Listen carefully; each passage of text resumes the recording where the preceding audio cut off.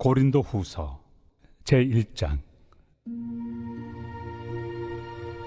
하나님의 뜻으로 말미암아 그리스도 예수의 사도된 바울과 형제 디모데는 고린도에 있는 하나님의 교회와 또 온 아가야에 있는 모든 성도에게 하나님 우리 아버지와 주 예수 그리스도로부터 은혜와 평강이 있기를 원하노라. 찬송하리로다. 그는 우리 주 예수 그리스도의 하나님이시요 자비의 아버지시요 모든 위로의 하나님이시며 우리의 모든 환난 중에서 우리를 위로하사 우리로 하여금 하나님께 받는 위로로서 모든 환난 중에 있는 자들을 능히 위로하게 하시는 이시로다. 그리스도의 고난이 우리에게 넘친 것 같이 우리가 받는 위로도 그리스도로 말미암아 넘치는도다.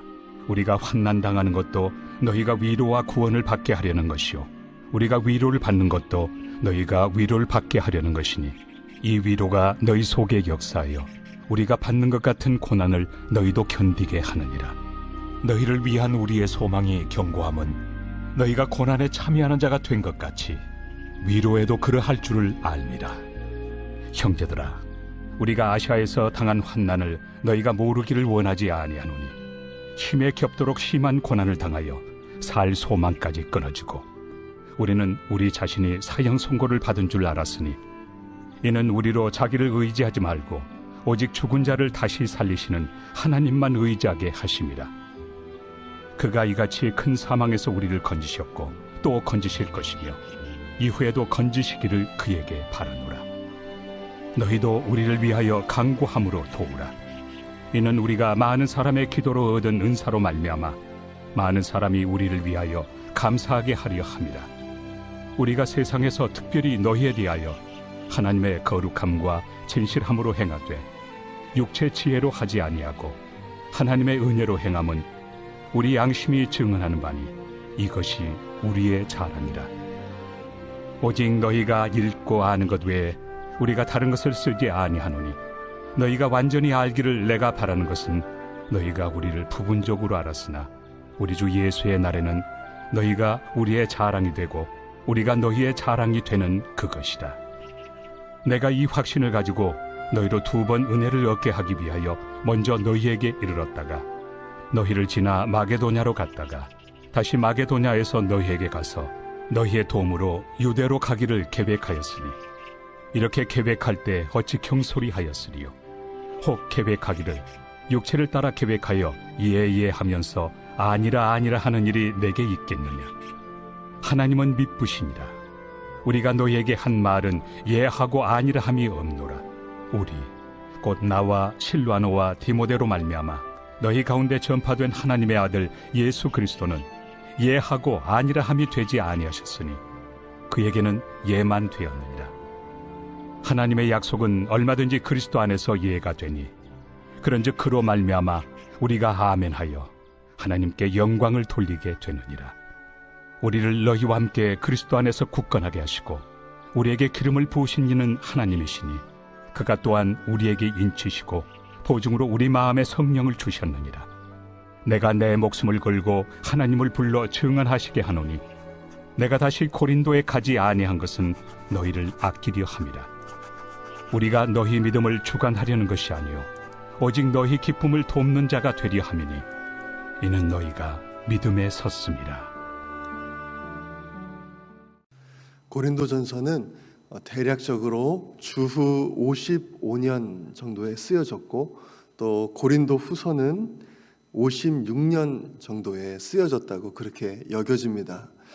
그러니까 고린도전서 그리고 고린도 후서 사이에는 대략적으로 1년에서 1년 반 정도의 기간이 있습니다. 그 1년 반 정도 되는 그 기간 사이에 사도 바울은요 고린도 교회를 한번 방문했습니다. 그 고린도 전서에도 썼었던 그 많은 문제들을 해결하기 위해서 사도 바울이 직접 이제 고린도 교회를 방문했습니다. 그런데 사도 바울은 그곳에서 이제 자신의 사도성을 의심하고 또 문제 삼는 그런 사람들의 반대에 부딪혀서 많은 일을 행하지 못하고 돌아왔습니다. 여전히 이제 고린도 교회는 문제 가운데 있었죠. 그리고 또 심각한 문제 중에 하나는 그 고린도 교회를 세운 설립자인 사도 바울의 그 사도성을 의심했다는 것입니다. 그래서 교회가 혼란 가운데 있었죠. 이런 문제들을 해결하기 위해서 사도 바울이 다시 한번 편지를 씁니다. 그것이 바로 이 고린도 후서입니다. 고린도 후서는요, 사도 바울이 이제 자신을 변호하는 성격이 짙은 그런 서신입니다. 자신의 사도성을 문제 삼고 또 자신에 대해서 그 교회에서 난무하는 그런 억측들 또 오해들에 대해서 그것을 적극적으로 고린도 후서에서 해명을 합니다. 이렇게 사도 바울이 적극적으로 해명하는 것은 자신의 그 명예가 실추되는 것을 막기 위해서 그것이 아니고 자신이 전한 복음으로 세워진 교회가 굳건하게 세워질 수 있도록 하기 위해서 지금 변호를 하고 있는 것입니다. 1절 말씀을 보면 사도 바울은 의도적으로 자신을 이렇게 소개하고 있습니다. 하나님의 뜻으로 말미암아 그리스도 예수의 사도된 바울과, 자신을 사도라고 칭하고 있습니다. 자신은 사도인데 그것이 내가 원해서 아니면 내가 하고 싶어서 나의 뜻대로 사도가 된 것이 아니라 하나님의 뜻으로 말미암아 그리스도 예수의 사도가 되었다, 이렇게 말씀합니다. 이 사도직이 사람에게서 온 것이 아니고 하나님에게서 왔다. 이제 시작부터 사도 바울이 그것을 이제 분명히 하고 나가는 거죠. 그리고 계속해서 이제 사도 바울은요, 고난을 주제로 이제 말씀을 이어갑니다. 이 고난이라는 주제는 사도 바울과 또 고린도 교회 성도들을 하나로 이어주는 그런 주제입니다. 그리고 사도 바울이 진짜 사도인가, 그것을 증명해 줄 수 있는 주제이기도 합니다. 8절에서 9절을 보니까 사도 바울이 이렇게 말씀합니다. 아시아에서 힘에 겹도록 심한 고난을 당하여 살 소망까지 끊어지고 우리 자신이 사형 선고를 받은 줄 알았다, 이렇게 말씀합니다. 이 고난이 어떤 고난인지는 분명히 나와 있지 않습니다. 하지만 바울은 정말 자신이 감당할 수 없을 만큼 아주 극심한 고난 가운데 있었던 것 같습니다. 죽음의 위기를 느낄 만큼 아주 심한 고난 가운데 있었습니다. 하지만 바울은 그런 상황 속에서 무엇을 배웠는가 하면요, 나를 의지하지 않고 죽은 자를 다시 살리시는 하나님을 의지하는 것을 배우게 됩니다. 그리스도인의 고난은요, 고난 자체로 절대로 끝나지 않습니다. 고난을 통해서 하나님께 더 나아가게 되죠. 그리고 그것을 통해서 하나님의 더 크신 은혜와 사랑을 경험하게 됩니다. 그리고 4절 말씀을 보니까 그렇게 고난 가운데 위로를 경험해서 이제는 어떤 사람이 되는가 하면요, 또 다른 고난 가운데 있는 사람을 위로해주는 그런 사람이 되는 거예요. 헨리 나우엔이 쓴 책 중에 상처 입은 치유자라는 책이 있습니다. 참 유명한 책인데 바로 이 책의 주제가 이 내용입니다. 바울은 고린도 교회 어떤 사람들이 오해하고 의심하는 것처럼 그런 사기꾼이나 그런 사람이 절대로 아니고 그리스도의 고난에 참여하는 자이고, 그리고 그 고난으로 말미암아 다른 사람들에게 예수 그리스도의 위로와 또 구원을 전달하는 자이다. 성경은 그렇게 말씀하는 것입니다. 이제 이어서 사도 바울이 또 해명하는 것이 있습니다. 그것은요, 고린도 교회를 방문 계획을 세웠는데 그것이 변경됐어요. 왜 변경되었는가? 그것을 이제 해명을 합니다.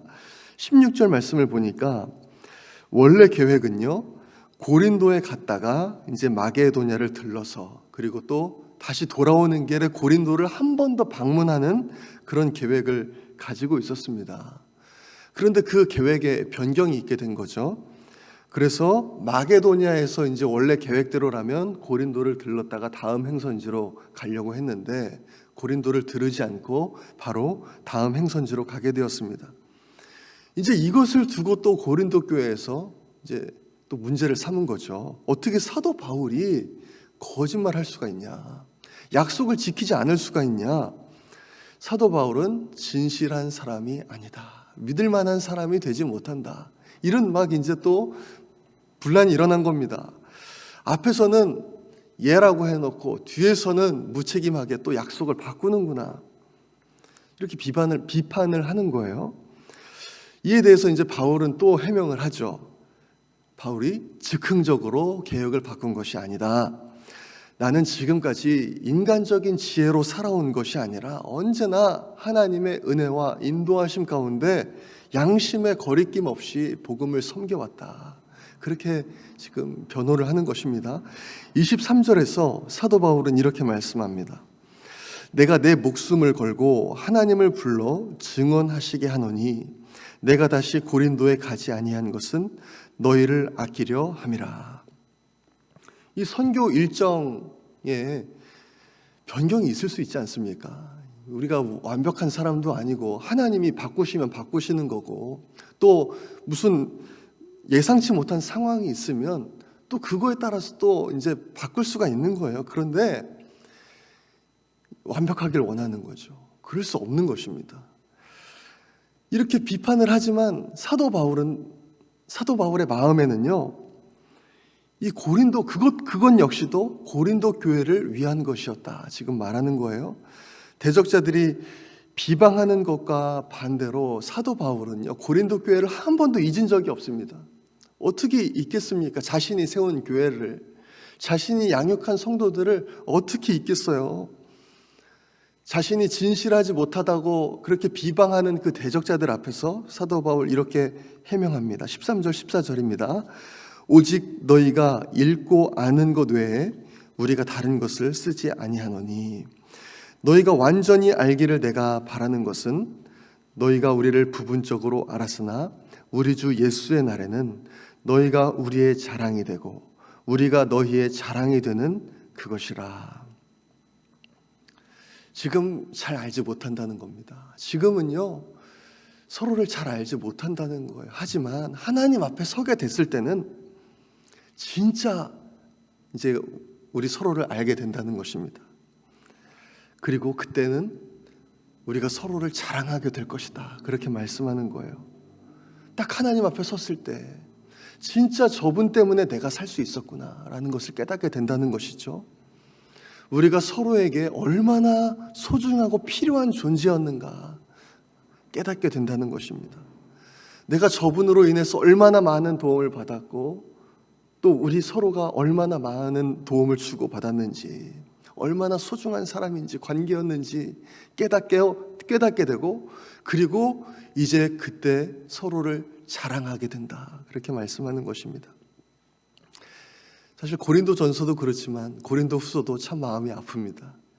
사도 바울이 하나님의 일에 힘써야 되는데 정말 이 오해를 풀기 위해서 자신을 변호하는 모습, 그것도 자신이 세운 그 교회에게 자신의 사도성을 증명하기 위해서 이렇게 편지를 쓰는 그것 자체가 사실 마음이 조금 아픕니다. 여러분, 우리에게 필요한 것이 무엇입니까? 우리에게 필요한 것은 관용이라고 생각합니다. 서로를 너그럽게 받아주는 것, 그리고 이해해 주는 것입니다. 특별히 교회와 복음을 위해서 수고하는 영혼을 돌보는 지도자들을 신뢰해 주는 것, 이것이 얼마나 중요한지 모르겠습니다. 그리스도께서 다시 오실 때 우리는 진짜 서로를 완전히 이해하게 될 것입니다. 그리고 서로를 이제는 하나님 앞에서 자랑하게 될 거예요. 우리가 그때까지 서로 판단하지 않고 품어주고 관용을 베풀어서 우리 교회를 정말 하나로 든든하게 굳건하게 세우시는 우리 모든 성도님들 되시기를 간절히 소망합니다. 이 시간에 우리 함께 기도하겠습니다. 이 시간에 우리 기도할 때 하나님 우리에게 정말 너그러운 마음을 허락하여 주십시오. 관용하는 마음을 허락하여 주십시오. 서로를 사랑으로 섬기고 기도하여서 정말 공동체를 굳건하게 세우는 우리 모두 될 수 있도록 주여 역사하여 주옵소서. 우리 그렇게 기도하기 원합니다. 어려움을 겪고 있는 성도님들과 환우들 또 온 성도님들에게 또 구령 열정을 주셔서 많은 영혼을 구원해 주시도록 기도합니다. 미국과 한국 안에 있는 반성경적인 요소들 제거해 주시고 오직 말씀으로 돌아갈 수 있도록 우리 시간에 주여 한번 외치고 기도하겠습니다. 주여